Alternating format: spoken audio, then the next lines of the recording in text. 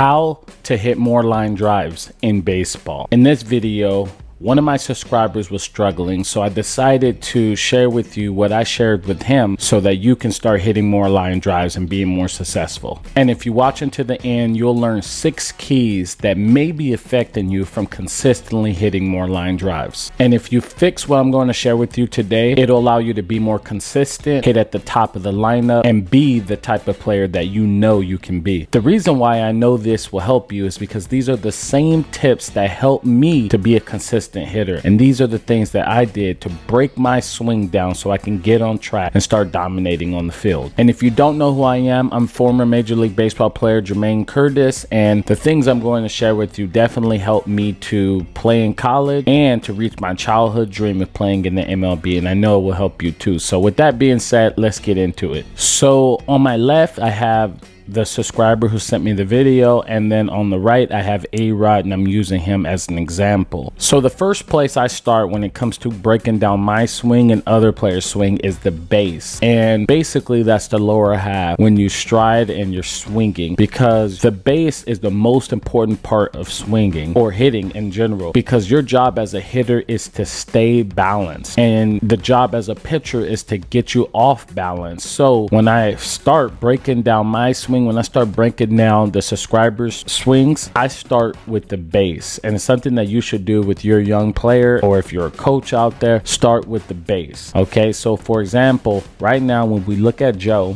right now, we're gonna go straight to his base, and you can see how, look how he jumps on his front foot right now, and he's putting all the weight on his front foot. So that's a hard step, which is going to shift all his weight to his front foot. Now, what's a good base? Well, a good base, you should be 50-50 in your base. 50% here of your weight and 50% here, or you could be 60% here and 40% here.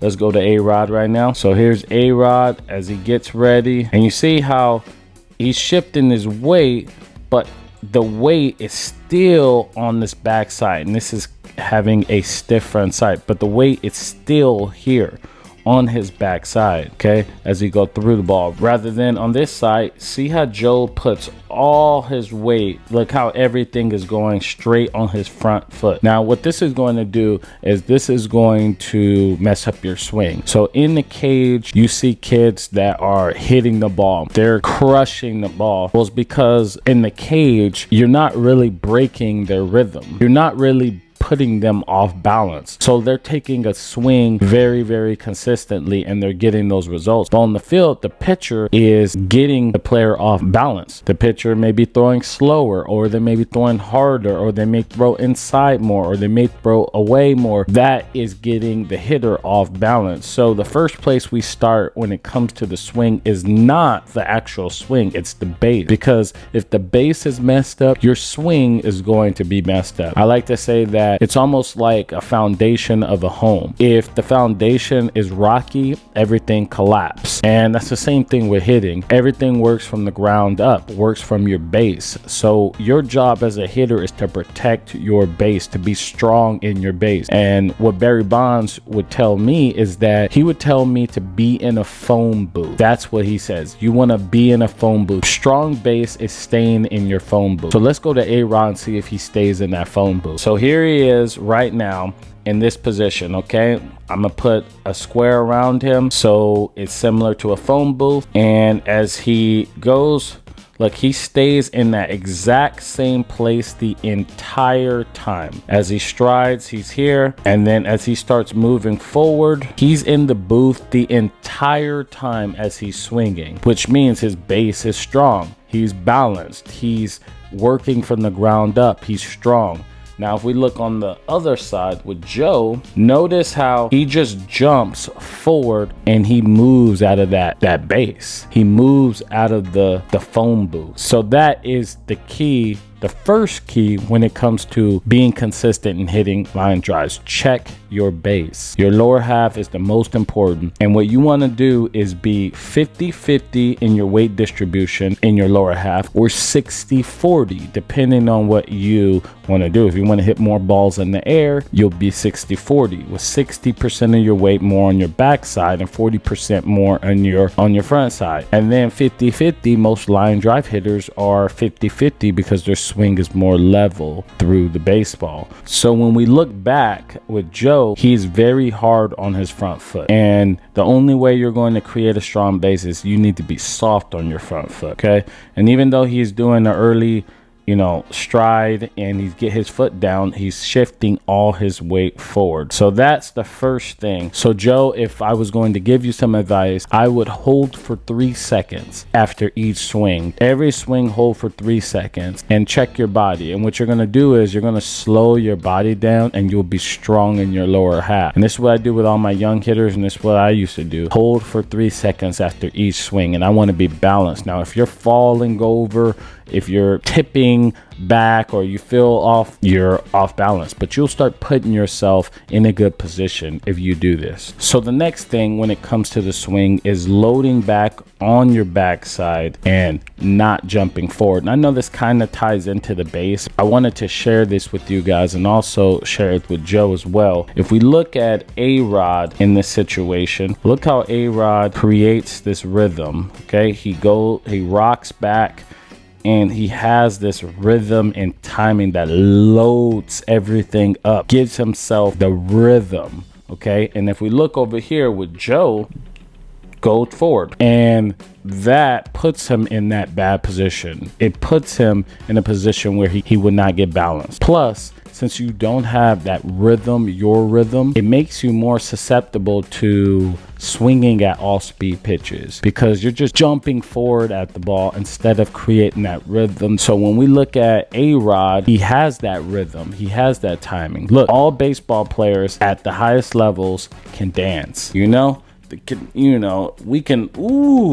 getting active. All right, let me get back on topic. What I'm trying to show you is that players have rhythm, and you have to have rhythm in the batter's box. You have to have rhythm on the field. Now, if you're just going straight to the ball, and the pitcher, you have to look at his point of view. He creates a rhythm. He has this timing. Everything he does is all rhythm. He's trying to get in the same place every single time. And it's the same thing with hitting. We want to get in the same place every single time. Now, if you're just jumping forward straight to the ball and the pitcher adds on his pitches or even subtracts on his pitches, you're more likely to be susceptible to swinging at those pitches. Okay, so that's something that I wanted to bring up because I think it's important, and I think it's going to help you, Joe, and some other players out there. And the one things I would recommend you do is watch my Barry Bonds swing breakdown where I talk about the jazzy drill. Put some jazz music on and slow your body down and do everything as slow as possible and start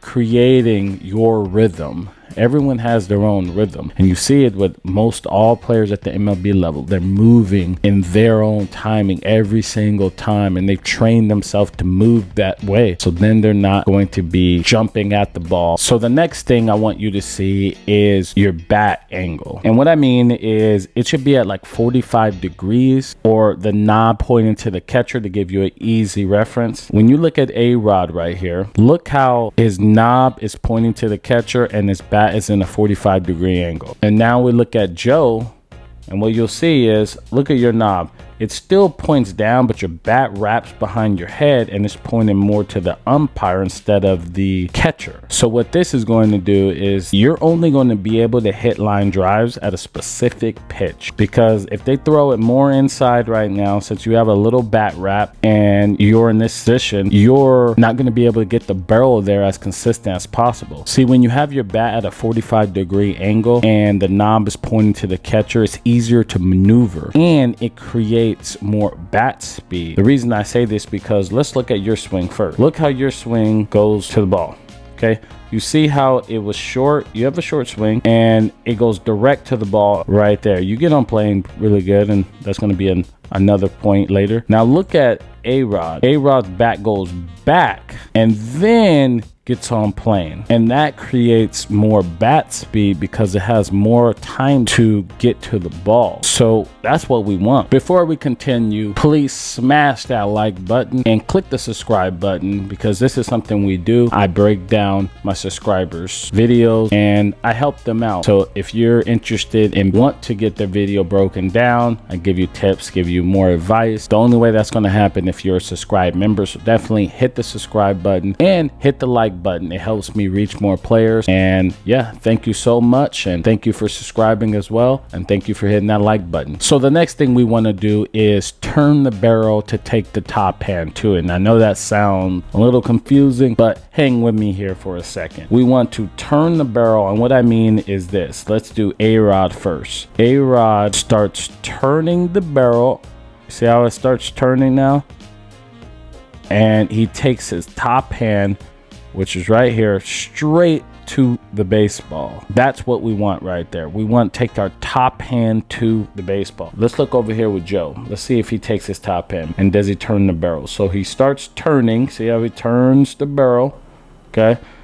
And he takes the top hand to it. So he does a good job in doing that as well, as far as turning the barrel and taking the top hand to it. It's important that you take the top hand to it. The top hand controls the barrel. If the top hand is not consistent, if it's not direct, you're going to have a hard time hitting line drive. But we want to force our top hand to get on plane with that ball. Back to what I said earlier about putting a glove on the top hand and having kids catch it. What that starts doing is that starts getting them to take their top hand direct to the baseball. And it's a drill I use. I learned from Barry Bonds as well, and I keep dropping his name because I loved everything he taught me, and I think it's going to help a lot of players. So I would highly recommend you use the catch drill as often as possible. That's something that I highly recommend. If you don't know what that is, watch my Barry Bonds swing breakdown, and I'll put the link in the description below. So we want to take the top hand to the baseball. It's super important. It'll allow you to, even if you're not driving balls, you'll still get hits. You'll hit the ball hard just because you're direct to the baseball. So the next thing we're going to talk about is extension. So let's look at Joe right here. Notice how Joe is direct to the ball, okay?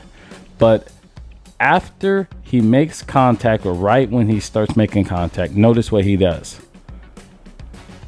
He cuts the ball. Now, that looks like a good swing right there, but that's a swing where he's going to end up popping balls up and hitting ground balls, but more so slicing it and popping it up because of how he was right on plane with the ball, and then he just pushed down through it and rolls his wrist over. And so now let's look at A-Rod. A-Rod, he's at the same position, a point of contact, and look how he punches up and through it. It's almost like, look, you're going to give yourself a pat in the back. And what he's doing is he got on plane, he's punching up through. But if you look at Joe over here, Joe gets on plane and then slices down through it, and it gets that swing where he sliced this ball, and that's just a pop-up, and this right here is a home run. Joe's extension is east to west. Look how his body is right here. He's moving like a screw rather than A-Rod. A-Rod is going more north. Look at that finish and look at this finish. So we want to have that upwards finish. Now, I'm not telling you to try to hit pop-up. I'm just trying to tell you to have a swing where you get on plane and finish high through it. That's really what's going to help you to drive the baseball and hit more line drive. The swing you have right now, if you're a young player doing this, you're going to cut the ball, you're going to hit more ground balls, and you are not going to hit more line drive. And you can see with this swing right here, just sliced the ball and he went straight up. So if you want to be more consistent, you want to get on plane,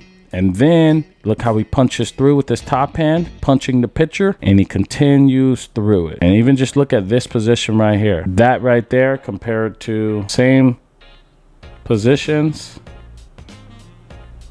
and look at the different direction. One's taking them away from the ball and the other one's going straight to the ball and finishing high through it. Different positions, and that's what we want right here. This is going to slice the ball because he rolled his wrist over, and this one's going to drive the baseball and hit more line drives. And the last key I have for you when it comes to extension is your left hand. Okay, if you look at right here, A-Rod, you can see his left hand right here. You can see the Nike sign. We're gonna say he's Nike since he signed the deal with Nike. You can see the Nike sign the entire time on his left hand. It's only until here where you can't see the Nike sign. And right here, he's hitting the ball. And he's already, you can't even see the Nike sign. You should probably still see the Nike sign for about 2 to 3 more frames. If you're doing one hand drill with your left hand, Joe, you should be able to see the Nike sign the entire time. Okay, or the outside here the entire time. That's going to give you that swing path to hit more line drives. So the last point I have for you is finishing. As we finish the swing, look how you finish on your front foot, push forward all your weight, and then it's an east to west rather than A-Rod.